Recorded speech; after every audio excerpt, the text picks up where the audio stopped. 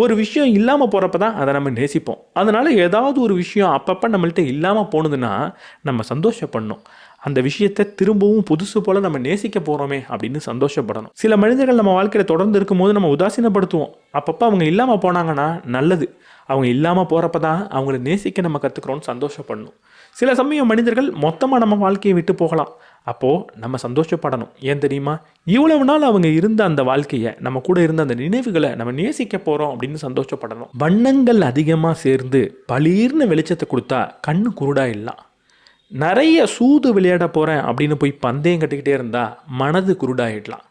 நிறைய பொருட்களை சேகரிக்க போகிறேன் அப்படின்னு, அதுவும் அரிய பொருட்களை சேகரிக்கணும்னு ஓடிக்கிட்டே இருந்தேன் அப்படின்னா வாழ்க்கையே குருடாயிடலாம். அதனால தான் மகாமுனிகள் வாழ்க்கையை வெளிப்புறத்தில் பார்க்காம உள்ள தேட செய்கிறாங்களாம்.